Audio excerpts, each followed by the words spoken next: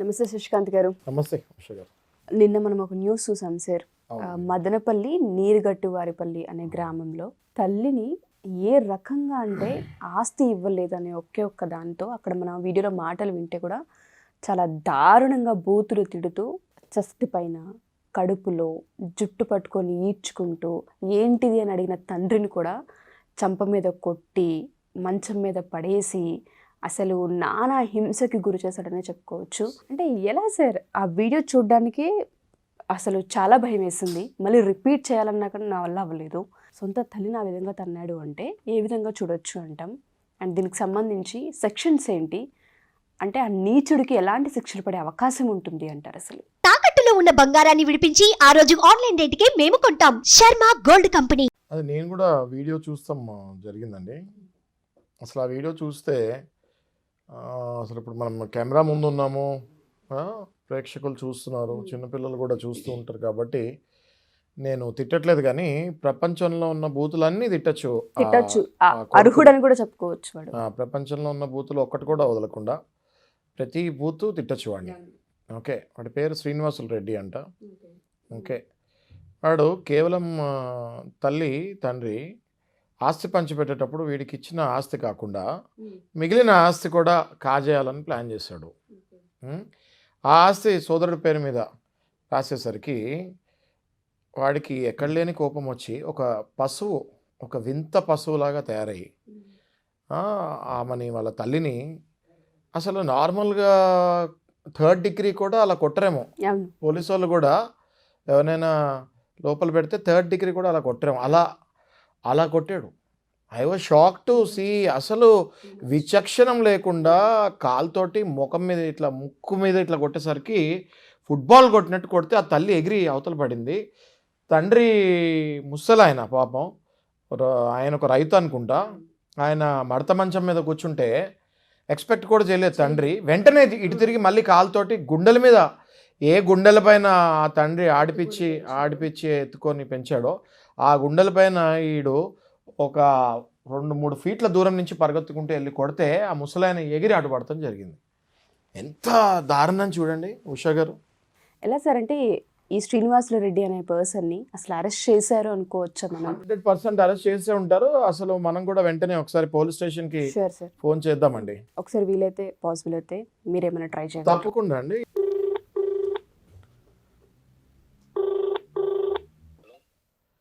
Hello, Yuvraj గారా అండి, CA గారు?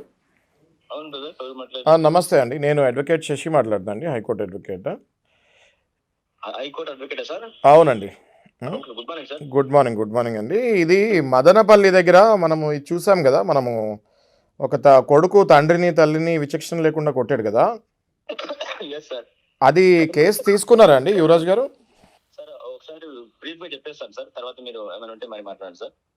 చెప్పండి. ఇది నిన్నటి రోజు కాకుండా మొన్నటి రోజు సాయంత్రం అబౌట్ 5 అట్లా జరిగింది సార్ ఇన్సిడెంట్. 8 o'clock మనకి కంప్లైంట్ వచ్చింది. మనం ఇనిషియల్ గా కేసు రిజిస్టర్ చేసినాం సార్.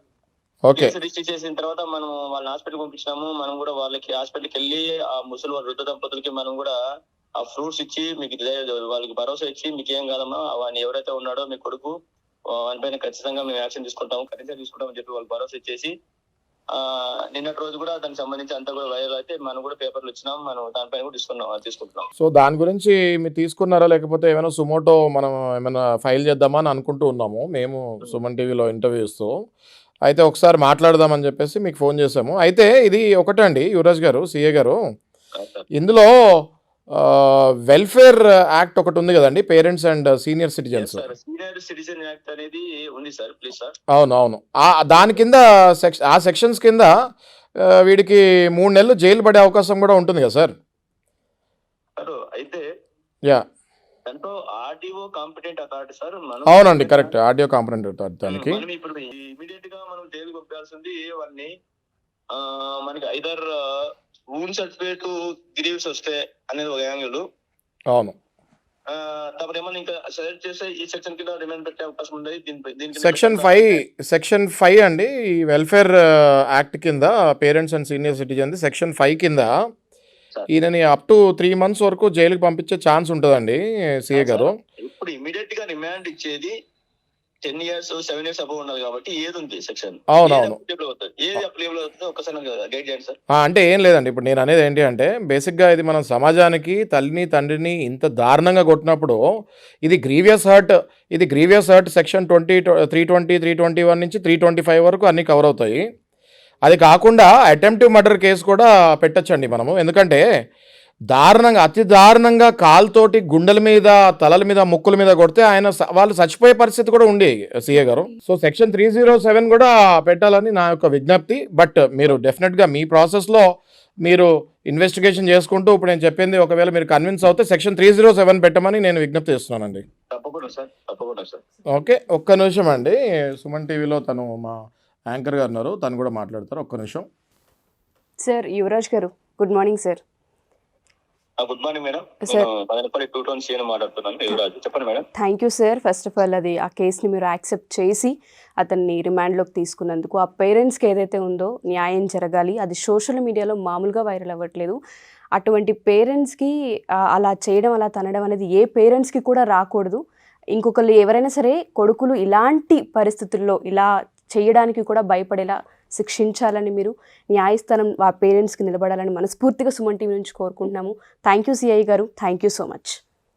Thank you madam. నా నుంచి అప్పీల్ ఏంటంటే, లేకపోతే నా నుంచి మీకు ఏదైతే ఉందో నా వైపు చెప్పేది ఏంటంటే, చెప్పండి.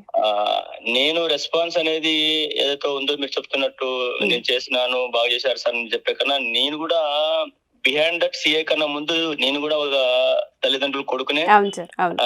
నేను కూడా ఒక ఎమోషన్ అయ్యాను నేను కూడా. ఎందుకంటే ఎవరు చూసినా దాన్ని కన్నీళ్ళు పెట్టుకుంటారు ఆ వీడియో చూస్తే.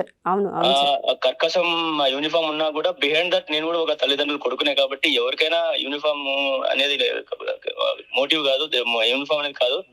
ఒక తల్లికి తండ్రికి పుట్టిన పిల్లలే. కాబట్టి ఇప్పుడున్న సమాజంలో ట్రెండ్ ఎలా ఉందంటే, సోషల్ సంబంధించి ఇప్పుడున్న సోషల్ మీడియా గానీ, లేకపోతే ఇంకోటి గానీ ఈ టెక్నాలజీలో ప్రతిది కూడా సెల్ ఫోన్ పిల్లలు అన్నా గానీ, ఆ సెల్ ఫోన్ వాడే టైంలో తల్లిదండ్రులకి ఎంతో కొంత కూర్చుని మాట్లాడడము, లేకపోతే వాళ్ళు నెసెసిటీ ఏదో జస్ట్ నువ్వు ఏమి ఇవ్వకపోయినా పర్వాలేదు, ఏమి అన్నం పెట్టకపోయినా పర్వాలేదు, ఏమ్మా ఎలా ఉన్నావు, ఏం నాన్న అన్నం తిన్నావా అని చెప్తే కూడా వాళ్ళు హ్యాపీ ఫీల్ అవుతారు సార్. అవును సార్. ఈ సెల్ ఫోన్ మీడియాలో, సెల్ ఫోన్ టెక్నాలజీలో ప్రతిదీ కూడా అరిచేతిలో గ్లోబల్ అన్నట్టు ప్రతిదీ కూడా పిల్లలంతా కూడా దాని మీద ఉంటారు. కానీ పిల్లలు తల్లిదండ్రులు పట్టించుకోకపోవడం. ఇంకోటి నా అప్పీల్ ఏంటంటే, పిల్లోళ్ళు పైన మానిటరింగ్ అనేది ఉండట్లేదు. అంటే అఫ్ కోర్స్ వాళ్ళు కూలికి పోతుంటారు, వ్యవసాయానికి పోతుంటారు, వాళ్ళ పనిలో వాళ్ళు బిజీగా ఉంటారు, వస్తారు, అలసిపోయింటారు, అన్నం వండుకుని తినేసి పడుకుంటారు. మా కొడుకు ఏం పని చేస్తున్నాడు, లేకపోతే ఏం చేస్తున్నాడు అనేది కూడా కొద్దిగా జనరల్ గా పిల్లలకు ఉంటది. సో పిల్లలకి ఏంటంటే ఖచ్చితంగా మానిటర్ అనేది, పిల్లల పైన మన మానిటర్ ఉంటే చిన్నప్పటి నుంచే పెద్దగైనా ఇలాంటివి జరగవు అనేది నా ఉద్దేశం. అవును సార్, ట్రూ. ఒక చిన్న సామెత అంటారు పెద్దలు, మొక్కే వంగ అనేది మానే వంగ అన్నట్టు ఒక సామెత ఉంటది. చిన్నప్పటి నుంచే విలువలు అనేది మనం నేర్పించాలి. అంటే పిల్లలు ఏం చేస్తారంటే పెద్దగా అయినప్పుడు ఏమైనా చెప్తే వాళ్ళనే బ్లాక్ మెయిల్ చేస్తారు. నేను కొడతా, నేను చంపుతా, లేకపోతే నేను చచ్చిపోతా అని తల్లిదండ్రులు బ్లాక్ మెయిల్ చేస్తారు. సార్ వాళ్ళు ఏం చేస్తారు అప్పుడు అలాంటప్పుడు, సరే వీను బాధ సరేలే బాబు, వీడు ఎట్లో ఎందుకు వీడేదో బ్లాక్ మెయిల్ చేస్తున్నాడు, వాళ్ళు నన్ను కొడతాడో భయం అని ఒకటి, లేకపోతే నన్నేమని చేస్తాడు భయం ఒకటి, లేకపోతే వాడేమో చేసుకుంటాడు అనే భయం అనేది కన్న పేరు బంధం ఉంటది కదా. సరేలే వాడే మారుతాడు, తెలుసుకుంటాడు వానికి అని చెప్పేసి వాళ్ళు కూడా ఎక్కువ ఎదిరించి చేసే పరిస్థితులు లేవు. కాబట్టి నా వైపు నుంచి విలువలతో కూడిన కొద్దిగా ఏదైతే ఉందో తల్లిదండ్రులు ప్రతి ఒక్కరు కూడా మనం చూడాలి. మనం ఈ స్టేజ్ లో ఉన్నాము అని అంటే వాళ్ళ బాధ్యతలు ఏవైతే ఉన్నాయో వాళ్ళకి గుర్తు చేసేలాగా, ఏదైతే ఈ శ్రీనివాసులు రెడ్డి విషయంలో వాళ్ళ పేరెంట్స్ జరిగిన అన్యాయం ఏదైతే ఉందో ఇంకా ఏ పేరెంట్స్ విషయంలో జరగకుండా మీరు దానికి తగ్గట్టుగానే తీసుకుంటారని ఆదేశాలు కూడా మా DG sir, DIG sir, SP sir, మా డిఎస్పీ సార్ కూడా దానికి సంబంధించి నా నుంచి సుమన్ టీవీ యాజమాన్యం నుంచి thanks a lot sir. Thank you. ఒక్క నిమిషం సార్.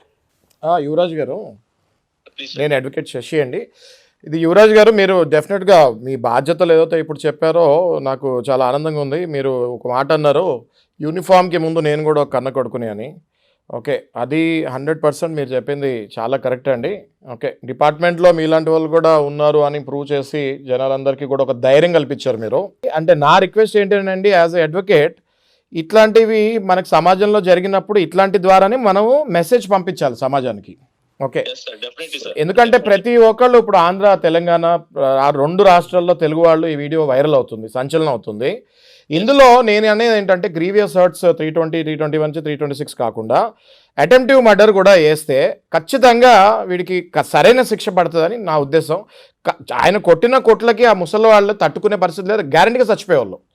ఓకే, సో ఒక్కసారి ఆలోచించండి, మీరు ఇన్వెస్టిగేషన్ చేయండి, వీలైతే నా విజ్ఞప్తిని కూడా తీసుకోండి. ఓకే ఎస్ సార్, లీగల్ గా తీసుకుని తమరు చెప్పిన యాంగిల్ లో కూడా చేసి ఖచ్చితంగా మొత్తానికి నిందితుడికి ఏదైతే ఉందో ఖచ్చితంగా వానిపైన కఠిన చర్యలు తీసుకుంటాం. కఠిన శిక్ష అదే విధంగా లాస్ట్ శిక్ష పడే విధంగా ఈ ఏదైతే వైరల్ వీడియో ఉన్నది కూడా మేము డెఫినెట్ గా కోర్టు ముందు ప్రొడ్యూస్ చేస్తాం. కోర్టులో కూడా రేపు పొద్దున్న ట్రయల్ టైంలో కూడా ఖచ్చితంగా ఇమీడియట్ గా శిక్ష పడేటట్టు కూడా ఆ వీడియో ఏ జడ్జి గారు చూసినా కూడా 100% అది అటెంప్టివ్ మర్డర్ లాగానే కనిపిస్తుందండి. మీరు మీ ప్రయత్నం మీరు చేయండి.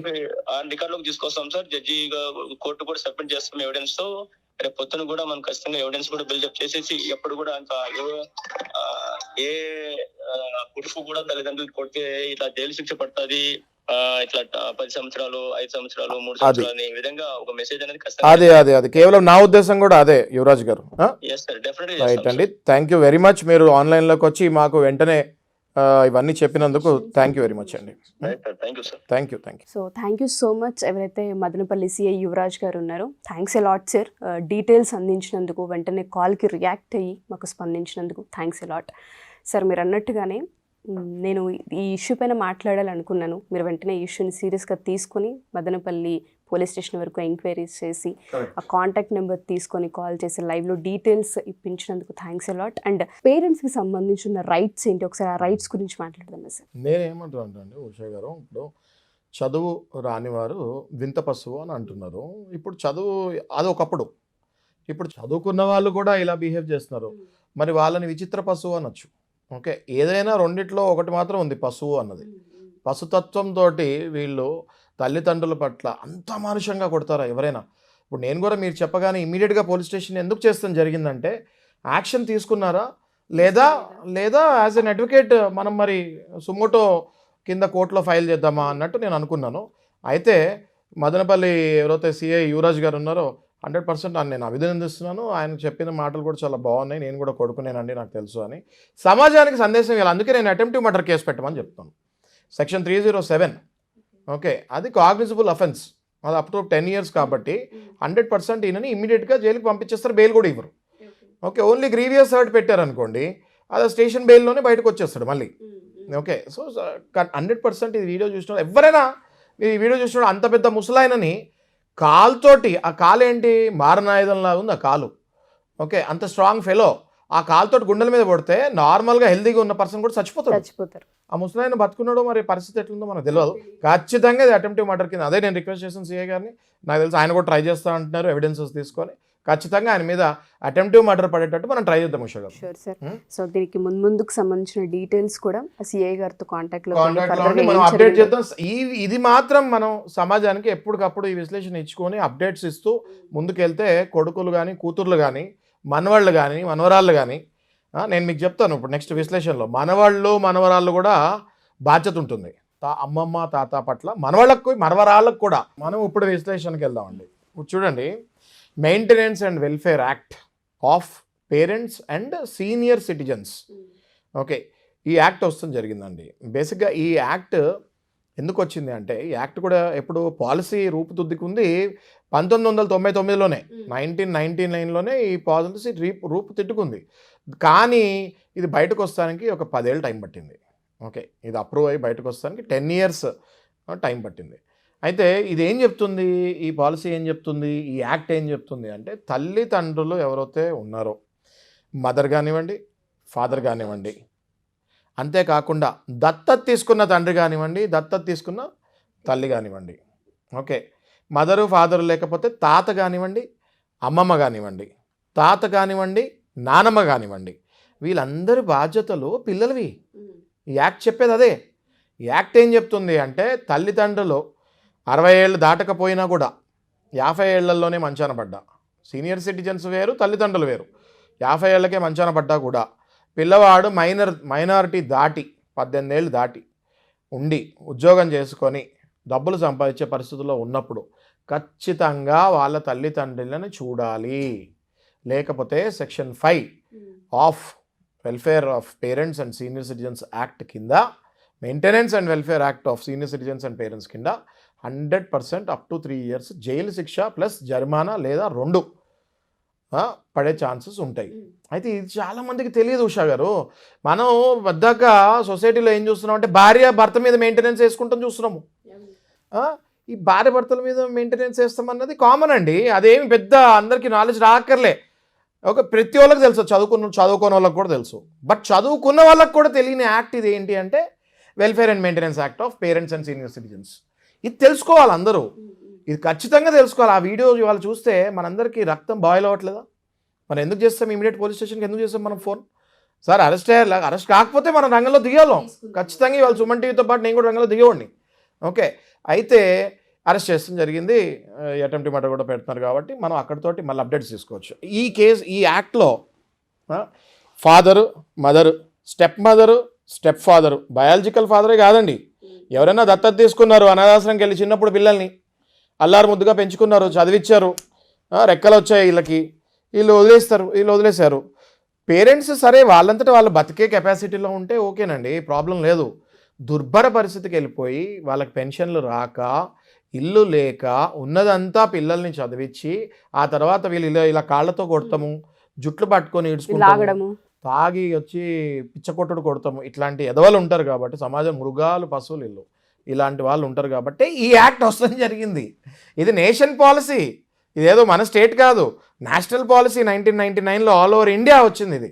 ఓకే, అయితే ఈ యాక్ట్ ఇంకా చాలా చెప్తుందండి. ఈ యాక్ట్ ఎట్లా చెప్తుందంటే, ఒకవేళ తల్లి తండ్రి పిల్లలు లేరు, ఓకే, పిల్లలు లేరు, భార్య భర్త, మరి వీళ్ళు కూడా ముసలోళ్ళు అవుతారు కదా, వీళ్ళకు ఇల్లు, ఒక పొలం ఉంది, వీళ్ళు ముసలోళ్ళు అవుతారు.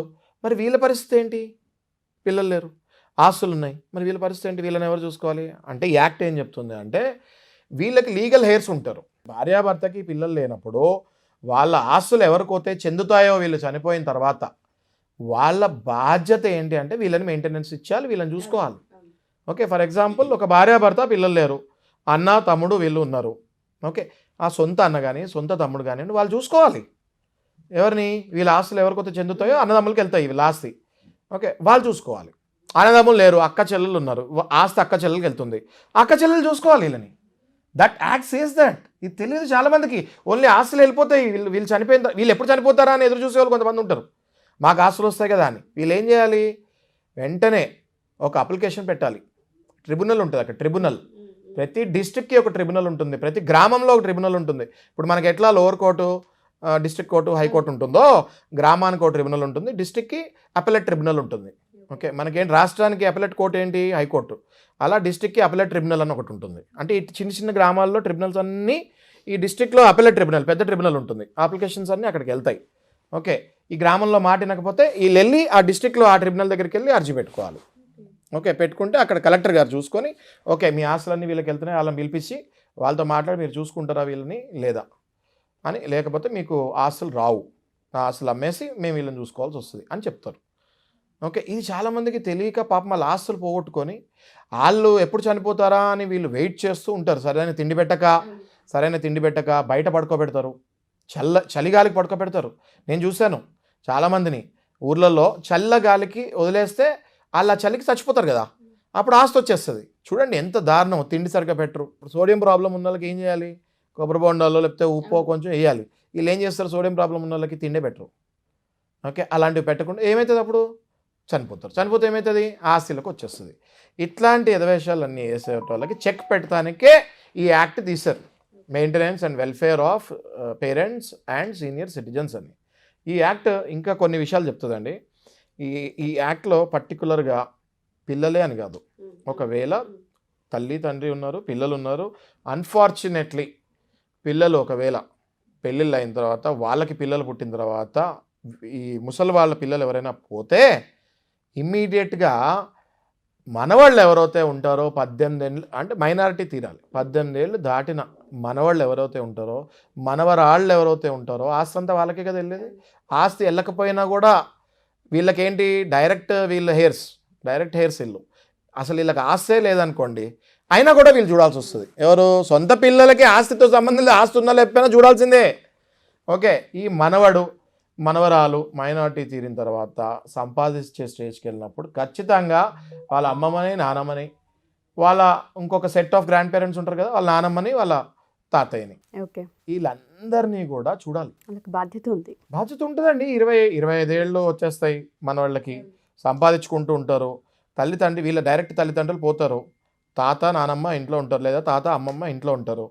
వీళ్ళు కనుక వాళ్ళని చూడకపోతే వీళ్ళు మళ్ళీ ట్రిబ్యునల్కి లెటర్ ఇవ్వచ్చు, ఇలా అండి పరిస్థితి, మరి నా పిల్లలు పోయారు, వాళ్ళ పిల్లలు బతికే ఉన్నారు, వాళ్ళు మమ్మల్ని చూసుకోవాలి అని. ఓకే, అయితే ఇక్కడ చూడండి, చూసుకుంటామంటే ఏదో మేము చూసుకుంటామని కాదు, వాళ్ళకి తిండి పెట్టాలి, వాళ్ళకి హెల్త్ చెకప్స్ చేయాలి, సరైన బట్టలు వాళ్ళకు ఉండాలి, సరైన షెల్టర్ ఉండాలి, అమ్యూనిటీస్ ఉండాలి. అమ్యూనిటీస్ అంటే బాత్రూమ్ కానీ వాష్రూమ్ కానివ్వండి, ఇవన్నీ ఖచ్చితంగా ఇవ్వాలి. వీళ్ళు ఎలా బతుకుతున్నారో వాళ్ళని కూడా అలా అంతే లగ్జరీలో బతికేటట్టు చేయాలి. ఏదో చూసుకుంటామంటే ఏదో షెడ్లో పడేస్తాం కాదు, బయట షెడ్ ఉంది మా తాతయ్య అక్కడ పెడతామని కాదు. వీళ్ళు ఎలా బతుకుతున్నారో మనవడు కానీ మనవరాలు కానీ అంతే క్లాస్గా వీళ్ళని కూడా చూడాలి. చూడని పక్షాన ఖచ్చితంగా వీళ్ళ ప్రకారం కూడా section 5 maintenance of welfare act of parents and senior citizens కింద 100% వీళ్ళ మీద కూడా కేసు వేయచ్చు.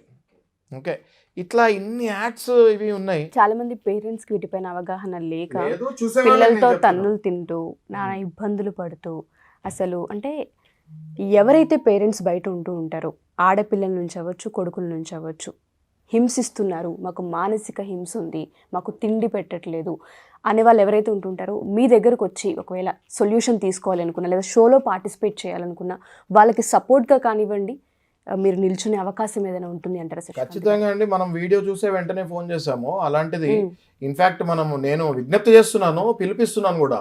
ఎవరైనా సరే ఇబ్బంది పెడుతున్నారని అనిపించి వాళ్ళ ఇబ్బందిని తట్టుకోలేక ఎవరైతే పేరెంట్స్ ఉంటూ ఉంటారో మన దాకా అప్రోచ్ అవ్వచ్చు అంటారు. కరెక్ట్ అండి, నేను సుమన్ టీవీ తరఫు నుంచి పిలిపే ఇస్తున్నాను డైరెక్ట్. ఓకే, వస్తే రండి లేకపోతే లేదు అనట్లేదు, నేను డైరెక్ట్ మీకు పిలిపే ఇస్తున్నాను. ఎవరైతే ఇలాంటి ముసలి వాళ్ళు ఉన్నారో, పెద్దవాళ్ళు ఉన్నారో, పేరెంట్స్ ఉన్నారో, మీ పిల్లలు ఇట్లా విచిత్ర పశువుల్లాగా ఎవరైతే ఉంటారో దయచేసి మీరు రండమ్మా. నేను ఇంకోటి కూడా మీకు చెప్తున్నాను, మీ పిల్లలు మిమ్మల్ని చూసుకోకపోతే ట్రిబ్యునల్స్, గవర్నమెంట్ చూసుకునే ట్రిబ్యునల్స్ కూడా ఉంటాయి. ఓకే, మీ పిల్లలు ఒకవేళ మిమ్మల్ని చూసుకునే శక్తి లేదనుకోండి, అర్జీ పెట్టుకొని ట్రిబ్యునల్లో ఒక లెటర్ పెట్టుకొని, గవర్నమెంట్ బాధ్యత కూడా సీనియర్ సిటిజన్స్ని చూసుకోవాలి. 60 ఏళ్ళు మీరు టచ్ అయితే మీరు సీనియర్ సిటిజన్ కిందకి వెళ్ళిపోతారు. మీకు పిల్లలు లేరు, ఉన్నా వాళ్ళు సంపాదించట్లేదు, ఫర్ ఎగ్జాంపుల్ సంపాదించే పిల్లలు ఉంటే వాళ్ళతోనే ఇప్పిస్తాం, మీకు సంపాదించట్లేదు వాళ్ళు కూడా, మీరు దుర్భర పరిస్థితిలో ఉన్నారు, మీరు మా దగ్గరికి రండి, సుమన్ టీవీని అప్రోచ్ అవ్వండి. తప్పకుండా మీ వైపు నుంచి మన ట్రిబ్యునల్కి లెటర్ పెట్టి గవర్నమెంట్ నుంచి మీకు సహాయం వచ్చేటట్టు చేస్తాము. ఎవరైతే ఈ వీడియో చూస్తున్నారో మీరు ఏ మాత్రం మొహమాట పడకుండా మమ్మల్ని అప్రోచ్ అవ్వండి. తప్పకుండా శశికాంత్ గారు, చాలామంది పేరెంట్స్కి చాలా భరోసా ఈ మాట. అండ్ ఎస్పెషల్లీ ఈ కేసులో మనం చూసుకుంటే మదనపల్లి కేసుకి సంబంధించిన శ్రీనివాసులరెడ్డి విషయంలో సిఐ యువరాజ్ గారు తీసుకున్న యాక్షన్ కావచ్చు, అరెస్ట్ వారెంట్ కావచ్చు, చాలా పెద్ద హెల్ప్. చాలామంది పేరెంట్స్కి భరోసా ఇచ్చినట్టే ఆయన. ఎవరైతే కొడుకులు కూతుళ్ళు ఈ వీడియో చూస్తూ ఉంటుంటారో న్యాయస్థానాలు చూస్తూ ఊరుకోవు, శిక్షిస్తుంది, జాగ్రత్త, కబడ్తారు అని చెప్పే ఒక పెద్ద సెన్సేషన్ అయిన న్యూస్ అని చెప్పుకోవచ్చు. థ్యాంక్ యూ శశికాంత్ గారు, థ్యాంక్ యూ సో మచ్.